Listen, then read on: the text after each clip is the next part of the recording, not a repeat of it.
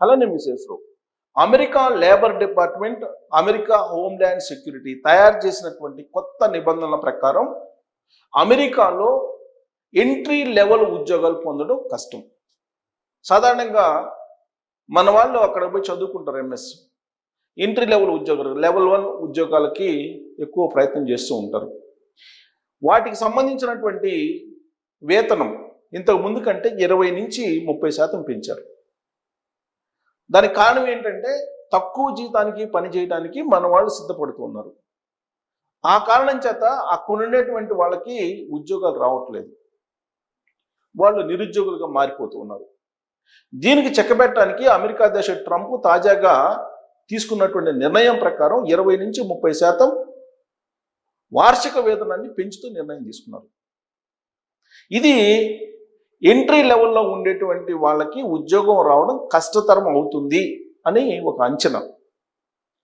ఇక entry level 4 వాళ్ళకి 30% పెంచితే దాదాపు $170,000 వార్షిక వేతనం ఉంటుంది. ఎంట్రీ లెవెల్ వాళ్ళకి, లెవెల్ 1 వాళ్ళకి దాదాపుగా 98 నుంచి $120,000 వరకు ఉంటుంది. సో ఈ వేతనాన్ని కనుక కంపేర్ చేస్తే తక్కువ, ఇంతకుముందు కంటే కూడా 20% పెరిగింది. కాబట్టి అక్కడ ఎంట్రీ లెవెల్ ఉద్యోగాలు లోకల్ పీపుల్కి ఎక్కువ ప్రిఫరెన్స్ ఇచ్చే అవకాశం ఉందని చెప్పి అంచనా వేస్తున్నారు.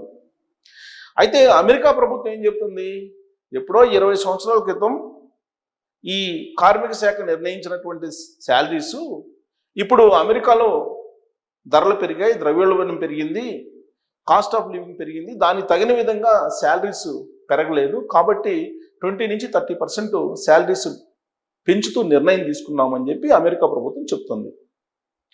ఇది ఎంకిపెళ్లి సుబ్బిసావుకు వచ్చినట్టు ఇప్పుడు భారత్ నుంచి వెళ్ళినటువంటి మన ఎన్ఆర్ఐ మెడకి చుట్టుకుంటుంది. అలాగే ఇమ్మిగ్రేషన్ పాలసీలను మార్చారు. H1B వీసాలని ఫైనల్ చేసేటువంటి సిస్టమ్ను కూడా మార్చారు. ఎలా మార్చారు?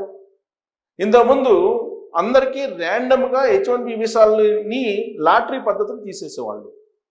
కానీ ఇప్పుడు హయ్యెస్ట్ వేతనం ఎవరికైతే ఉందో వాళ్ళకి ప్రాధాన్యత ఇవ్వాలి అని చెప్పి చట్టం చేశారు. అంటే ఎంట్రీ లెవెల్లో ఉండేటువంటి ఉద్యోగికి సింగిల్ టైం మాత్రమే లాటరీ అవకాశం వస్తుంది. అదే లెవెల్ 4 ఉద్యోగి ఎవరైతే హయ్యెస్ట్ శాలరీ ఉన్నోళ్ళు ఉన్నారో, అంటే $170,000 అలా ఉన్నోళ్ళు ఉన్నారో, వాళ్ళకి 4 టైమ్స్ ఎంట్రీ లెవెల్ వాళ్ళకన్నా కూడా 4 టైమ్స్ ఎక్కువగా H1B వీసాని పొందేటువంటి అవకాశం ఉంది. ఇది తాజాగా అమెరికా కార్మిక శాఖ, హోమ్‌ల్యాండ్ సెక్యూరిటీ తయారు చేసినటువంటి కొత్త నిబంధన. సాధారణంగా ప్రతి ఏడాది 65,000 మందికి H1B వీసాలు జారీ చేస్తుంది అమెరికా ప్రభుత్వం. అక్కడ పీజీ చేసినటువంటి వాళ్ళకి 20,000 వీసాలను జారీ చేస్తుంది. అంతకన్నా ఎక్కువ వచ్చినాయి అనుకోండి దరఖాస్తులు, లాటరీ పద్ధతిని తీస్తారు. లాటరీ పద్ధతిని తీసి 65,000 ప్లస్ 20,000 85,000. ఈ 85,000 మందికి ఎవరు అర్హులు అనేది మళ్ళా లాటరీ వేసి మళ్ళా పిక్ చేస్తారు. అప్పుడు H1B వీసా ఇచ్చేవాళ్ళు. కానీ ఇప్పుడు సిస్టమ్ మారిపోయింది. పెంచినటువంటి జీతం ఆధారంగానే 20-30% కనీస వేతనాన్ని ఫిక్స్ చేశారు. ఈ కనీస వేతనాన్ని ఫిక్స్ చేశారు కాబట్టి ఇక్కడి నుంచి వెళ్ళినటువంటి వాళ్ళకి, విదేశాల నుంచి వెళ్ళి అమెరికాలో ఉద్యోగం కోసం ప్రయత్నించేటువంటి వాళ్ళకి కష్టం అవుతుంది. లోకల్ పీపుల్కి ఇచ్చేటువంటి అవకాశం ఉంది. లోకల్ పీపుల్కే ప్రాధాన్యత వస్తుంది. కాబట్టి మన వాళ్ళు అక్కడ ఉద్యోగం పొందడం అనేది టఫ్. ఇక రెండో అంశం ఏంటంటే, తాజాగా దాదాపు 10,000 మంది స్టూడెంట్స్ని ఐడెంటిఫై చేశారు. విదేశాల నుంచి వెళ్ళి అక్కడ ఓపీటీ మీద పనిచేసేటువంటి వాళ్ళని చట్ట విరుద్ధంగా. చట్ట ప్రకారం ఓపీటీ మీద పనిచేసేదానికి 1 సంవత్సరమో 2 సంవత్సరాల్లో అక్కడ నిబంధన ఉంటుంది. దాని ప్రకారం పనిచేయచ్చు, అది కూడా క్యాంపస్లో. కానీ చట్టానికి విరుద్ధంగా పనిచేసేటువంటి వాళ్ళని ఐడెంటిఫై చేసి 10,000 మందిని విదేశస్తుల్ని ఐడెంటిఫై చేసి వాళ్ళని స్వదేశానికి పంపించడానికి అమెరికా హోమ్‌ల్యాండ్ సెక్యూరిటీ సిద్ధమైంది. అంటే ఏ స్థాయిలో స్క్రూటినీ చేస్తున్నారో మనకు అర్థమవుతుంది. జనరల్గా H1B వీసా కోసం అప్లై చేసేటువంటి వాళ్ళలో 80% మనవాళ్ళే ఉంటారు. 80% మనవాళ్ళు ఇండియన్స్ ఉంటారు. మరి ఈ 80% పీపుల్ రాబోయేటువంటి రోజుల్లో అవకాశాలని దాదాపుగా 80%లో కనీసం ఒక 50% అన్న కోల్పోయే అవకాశం ఉంది. ఎందుకంటే మెరిట్ స్టూడెంట్స్కి క్యాంపస్లో వాళ్ళు బాగా చదువుకున్నటువంటి వాళ్ళకి అవకాశాలు వస్తున్నాయి. ఇవి కాకుండా వేరే దేశం నుంచి వీసా వేయాలనుకుంటే కంపెనీలు $1,00,000 అదనం ఫీజు కట్టాలి. ఇది తాజాగా ట్రంప్ తీసుకొచ్చినటువంటి నిర్ణయం. అందుకని మల్టీనేషనల్ కంపెనీలు ఏవి కూడా విదేశాల నుంచి అమెరికా వీసాలకి అప్లై చేసే పరిస్థితి ఉండదు. ఎక్కడో మరీ హై టాలెంటెడ్ అయితే తప్ప ఎవరికైనా H1Bకి అప్లై చేస్తారు తప్పితే మామూలుగా అయితే అప్లై చేయరు. $1,00,000 పే చేయాలి. సరే, వన్స్ H1B వీసా వచ్చిన తర్వాత 3 years పాటు నీకు అక్కడ వర్క్ చేసుకోవచ్చు. మళ్ళీ దాన్ని రెన్యువల్ చేస్తారు, ఇంకొక 3 సంవత్సరాలు రెన్యువల్ చేస్తారు. అంటే 6 years మ్యాక్సిమం నువ్వు ఒకసారి H1B వీసా వస్తే కనుక అమెరికాలో ఉండి వర్క్ చేసుకోవచ్చు. ఎప్పుడు నీకు కంటిన్యూగా జాబ్ ఉంటే.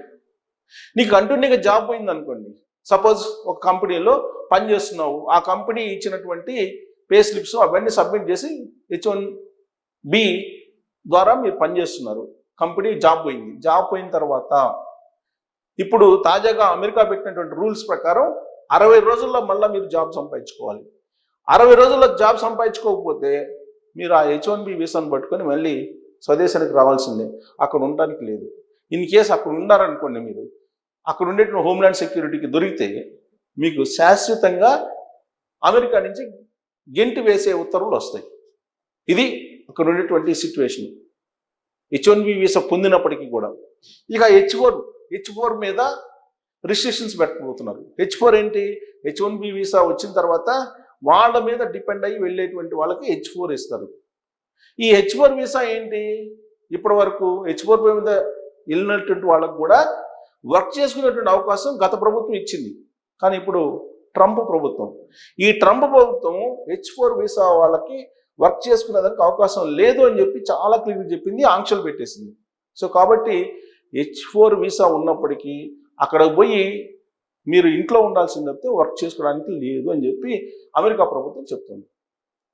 ఇలా అనేకమైనటువంటి ఇమ్మిగ్రేషన్ పాలసీస్ని చేంజ్ చేస్తూ వచ్చింది. తాజాగా తీసుకున్నటువంటి నిర్ణయం ఏంటంటే 20 నుంచి 30% వార్షిక వేతనాన్ని పెంచడం కారణంగా అక్కడ జాబ్ అవకాశాలు లోకల్ పీపుల్కే ఇస్తారు తప్పితే విదేశాల నుంచి అమెరికా వెళ్ళి అమెరికాలో స్థిరపడినటువంటి వాళ్ళకి, అమెరికా వెళ్ళినటువంటి వాళ్ళకి ఉద్యోగాలు రావు అని చెప్పి చెప్తున్నారు. అందుకే అమెరికా వెళ్ళినటువంటి వాళ్ళు జాబ్ పొందే అవకాశం లేదు, ఉపాధి అక్కడ పొందేటువంటి అవకాశం లేదు. అక్కడ చాలామంది ఇబ్బంది పడుతున్నారు. గత సంవత్సరం నుంచి ఇప్పటి వరకు దాదాపు 277 మంది ఆత్మహత్య చేసుకున్నారని చెప్పి కూడా లెక్క వస్తుంది. ఆర్టిఫిషియల్ ఇంటెలిజెన్స్ కనుక అడిగితే, ఇక్కడ నుంచి వెళ్ళి అక్కడ చదువుకొని ఉపాధి అవకాశాలు లేక, బతకలేక, తిరిగి రాలేక నానా రకాల అగచాట్లు పడుతూ ప్రాణం తీసుకున్నటువంటి వాళ్ళు 277 మంది ఉన్నారని చెప్పి ఆర్టిఫిషియల్ ఇంటెలిజెన్స్ చెప్తుంది. ఇది అమెరికాలో ఉండే పరిస్థితి. ఇలాంటి సిచ్యువేషన్లో కూడా మన వాళ్ళు అక్కడ ఏదో ఒక రకంగా స్థిరపడదాము, ఎలాగైనా సరే అక్కడ ఉద్యోగం సంపాదిద్దాము, డాలర్లు సంపాదిద్దాము, చేసినటువంటి అప్పులను తీర్చేద్దాము అనేటువంటి ఒక ఆశతోటి ఉన్నారు ఇంకా కూడా. కాకపోతే రష్యన్ వచ్చింది, ప్రపంచవ్యాప్తంగా మహామాంద్యం కనిపిస్తోంది. ఇది అమెరికా నుంచే స్టార్ట్ అయింది. ఇలాంటి పరిస్థితుల్లో స్వదేశానికి తిరిగి రాక తప్పని పరిస్థితి. తాజాగా చేసినటువంటి సర్వేల ప్రకారం అమెరికాలో ఉండేటువంటి విదేశస్తుల్లో ప్రతి 10 మందిలో 4 తిరిగి మళ్ళా రావడానికి రెడీ అవుతున్నారు అని చెప్పి సర్వే చెప్తుంది. అంటే సపోజ్ ఇండియన్స్ అక్కడ ఒక 30 లక్షల మంది ఉన్నారనుకుందాం. ఈ 30 లక్షలు 40% తీసేయండి, అంటే దాదాపుగా ఒక 13 లక్షల మంది ఇంటి ముఖం పట్టే అవకాశం ఉంది మళ్ళీ తిరిగి స్వదేశాలకి అనేది వినిపిస్తుంది. అంత ఈజీగా రారు, ఎందుకంటే గ్రీన్ కార్డ్ హోల్డర్ ఉన్నటువంటి వాళ్ళు రారు. H1B ఉండి అక్కడ ఆల్రెడీ ఎప్పటి నుంచో ఉన్నటువంటి వాళ్ళు ఎలాగలో జాబ్ సంపాదించుకొని ఉంటారు. ఎటు వచ్చి ప్రాబ్లం ఏంటంటే 2019 నుంచి లాస్ట్ ఇయర్ వరకు వెళ్ళినటువంటి వాళ్ళు ఉంటారు కదా స్టూడెంట్స్, వాళ్ళకి జాబ్స్ ఉండవు. 190 మందికి జాబ్స్ ఉండవు. ఓపీటీ మీద చేయడానికి అవకాశం ఇవ్వరు. ఒకవేళ దొరికితే మొత్తం ఇంటికి పంపిస్తారు కాబట్టి. సో ఓపీటీ మీద చేసినా దొంగతనంగా చేయాల్సిందే. వీళ్ళందరూ దాదాపుగా 4 లక్షల మంది వరకు ఉంటారు అంటున్నారు. ఈ 4 లక్షల మంది ఖచ్చితంగా మళ్ళీ భారతదేశానికి రావాల్సిన పరిస్థితి ఏర్పడుతుంది అనేది వినిపిస్తోంది. సో అక్కడ గడ్డు పరిస్థితులు ఉన్నాయి. అమెరికా బాయ్ బాయ్ అంటుంది, అలా అని చెప్పి ఇండియా వెల్కమ్ చెప్పట్లేదు. అమెరికా బాయ్ బాయ్ అంటుంది అంటే గిడ్డు వేసే పరిస్థితి ఉంది. కాబట్టి అక్కడ ఉండేటువంటి వాళ్ళు ఇక్కడ రాక తప్పనటువంటి పరిస్థితి కల్పిస్తూ తాజాగా అమెరికా తీసుకున్నటువంటి వార్షిక వేతనం పెంపు అనేది కనిపిస్తూ ఉంది. దీని ఎఫెక్ట్ ఎంత ఉంటుంది భవిష్యత్తులో మన వాళ్ళ మీద అనే దాని మీద మీరు కామెంట్ చేయొచ్చు. Thank you.